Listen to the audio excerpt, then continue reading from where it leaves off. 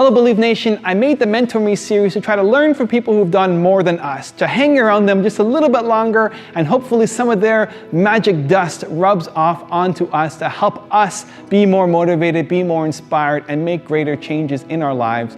So today we're going to learn from Gary Vaynerchuk on motivation.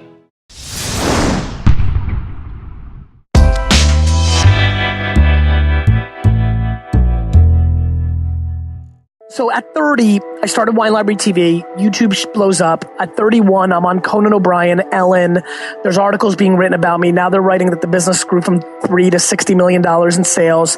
I'm becoming this guy. I got so many goddamn emails from friends in high school during that period when I was showing up in all these magazines and TV shows. And every single one of them was like, hey, Gary, you remember me from high school? Oh my God, you're so lucky. I wrote back every single one of them and said, let me just clarify one thing. I'm not lucky. I worked. I worked every goddamn weekend and every holiday since I was 14 years old. So you can keep that luck shit in your pocket. On my 30th birthday, I looked myself in my rearview mirror as I was driving from New York to New Jersey, and I said, you're not behaving to back up your own words. And 8 weeks later, I started Wine Library TV on YouTube and started the process of changing my career.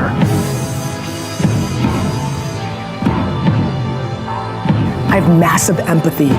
You know, it's not so awesome right now. You're hoping for that thing. I get it. I get it so much you can't imagine. I get 10,000 emails a day of like, can't I just do this? No, you can't. If it was so easy, if it was so damn easy, don't you think we'd all choose that? It's a long game. I was told between 7 years old and 18 years old that I lost, that I was a loser because this is what I got. F-City, baby. But when I saw F-City, I knew inside that this was not the game that I was gonna play. I was patient. I ate crow in that 12-year period while the market and the machine told me I wasn't gonna win. I knew where my outcome was. And you may now be in your 20s and 30s and 40s, and the machine, the marketplace might be telling you that you're gonna lose, but it is about staying the course and putting in the work and positioning yourself in the right position to go out and win. You know why I'm sitting here right now? Because I outworked you. Zoom in, I outworked you.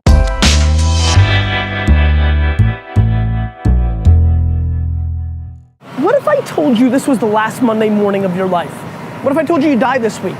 Would you complain about your crap job or that test you don't want to take? I doubt it. You would go much higher level thinking. Well, that's really what it takes. It takes understanding that if you're not pumped right now, if you're begrudging what you're about to do, if you're not looking forward to it, look, I respect practicality. You gotta go through school because your parents want to. You gotta pay your rent. You got student loans, I get it. But please recognize the world we're living in. We're living in a world where there's so much more opportunity. This internet thing created way more opportunity for all of us, way more. I mean, look, you might not even be alive. Like, your mom and dad could have had sex like 3 minutes later and you wouldn't even exist and you're complaining. You could have ended up being a bus, a tree. I just don't get the mentality of being head down sad on a Monday morning. I'm gonna make Monday morning my bitch. I'm gonna make you Saturday Monday morning. That's what I wanna do every morning, and that's what I want from you. Please, take a step back and think about how awesome it actually is. And then recognize that you can attack the world in a totally different way because you were lucky enough to be born during this era.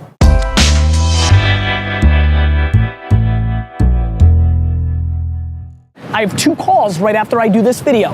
Phil Toronto from Vayner RSC, the fund, is coming and having a meeting that was gonna be at 11:30 p.m. tonight. He's coming to meet me at 1. Basically, what I'm fascinated by is that people like to say they hustle, and I talk about working the whole day, and then I've talked to you guys a lot about, well, it's not about how much you sleep, it's what you do while you're awake, and this is a perfect example of something that I've watched a lot of my contemporaries and a lot of you, the Vayner Nation, right, that say they love to hustle. When something happens, a meeting gets canceled, right? There's a curveball, it's a snow day, right? They take that as vacation time instead of adjusting to it. See, the truth of the matter is, being efficient, executing, shooting for those big goals is predicated on your actions. Do you take an extra long lunch from jury duty to say, you know what, cool, I'm gonna chill and watch YouTube videos?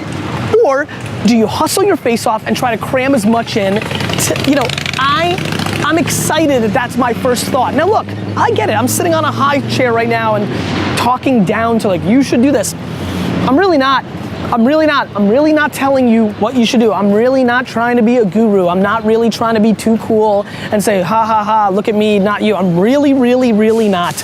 I'm really just making these videos, not for the people that you find this condescending, not for the few people that find it motivational. I'm making this video for the people that are full of shit, right? The ones that tell me to my face every day that yeah, you know, and really want it, and don't recognize the actions that it takes to get there.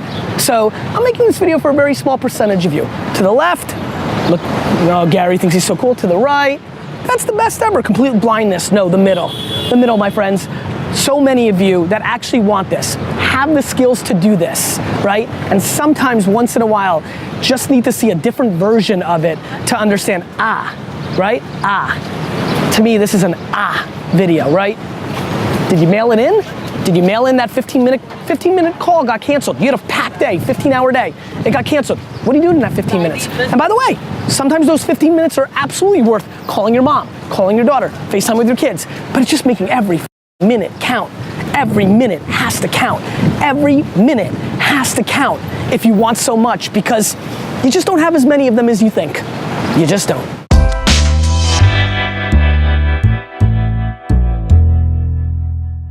I think I'm good enough to win. And I think you're good enough to win at your level. Am I gonna win at the ultimate biggest guy of all time? Gates, Zucks, Buffett? Probably not. Am I more charismatic and loving and more interesting than those characters? I think so. Do I have enough to get me to $1 billion? I think so. But is that 40 billion? No. Are you good enough to get to 100,000? 400,000? I think so. Just sat here and read 100 emails from people that were making 40, 50K, 30K, read Crush It, read Thank You Economy, got inspired by me. But I was a spark. I was the one that had that insane thing that I have in me that made them say, you know, things that make you go, 80s reference, sorry. But then they had it in them. And so when I make this video, what's coming from my heart right now is, maybe you're watching this and saying, maybe I need to hedge. You know, if you work from 8 p.m. to 4 in the morning, will your dreams come true? No, you might not be good enough. You might have not picked the right product.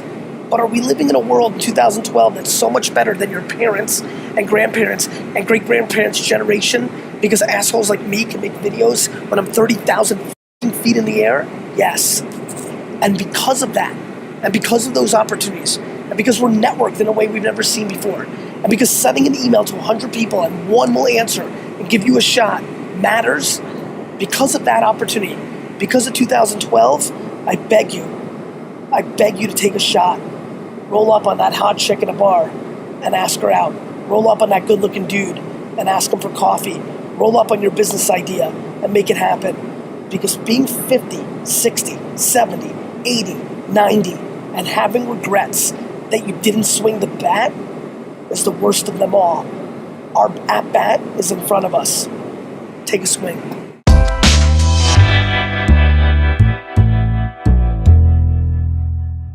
Fire I see in the eyes of a 19, 20, 25-year-old that feels that they're entitled to this, and then on the flip side, the diminishing just a little bit of ashes with a little smoke left of that same entrepreneur when they were 22, at 46, when practicality and family dynamics and the history and the market tearing down and the lack of that same opportunity has just dwindled down to a moment where they don't believe that they've got that shot. And I'm here to tell you, you absolutely do. I mean, there are absolutely a ton of entrepreneurs that started their companies in their 40s, 50s, 60s, and 70s when it was difficult to do such a thing. Sidney Frank, who created Grey Goose, didn't invent his big thing until in the 70s. And so I'm desperate to give you the springboard to say, you know what? Instead of watching House of Cards seasons, instead of trying to, go to ball games or things of that nature, I do have 7 p.m. till 2 in the morning Monday through Friday. Heck, for a lot of you, the kids are out of the house. I mean, let's get into practicality for the late 40s, 50s, 60-year-olds that are watching this right now. The kids are out of the house. Like, yeah, you could pick up golf, or you could finally start that candle company because you put pretty pictures of candles on Instagram and it happens. Learn the craft. Figure out the opportunity at hand. Go attack it. You only live once. When you're 90 to 100 years old and you're regretting that you never built this business and you let this era pass, this moment where there's so much entrepreneurial upside, you'll regret it, and regret is the worst. I mean, that's what it is. At least the way I see it. Like, I got home at midnight last night. And every night. Like, it's just real. Like, just, I don't have to. So, I don't know, I think there's a real opportunity to inspire a generation that so deserves it. Like, I almost feel like that's, being 40, I feel like I'm caught right in the middle.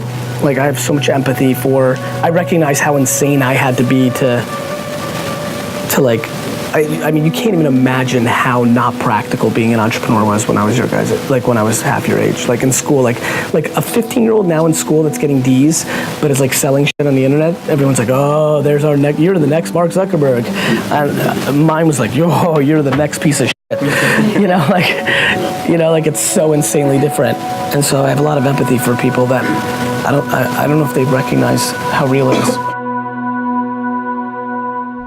Thank you guys so much for watching. I hope you enjoyed. I hope you're extra motivated now. I'd love to know what you thought of this video, which of the clips or which of the points that Gary made was most impactful, most insightful to you.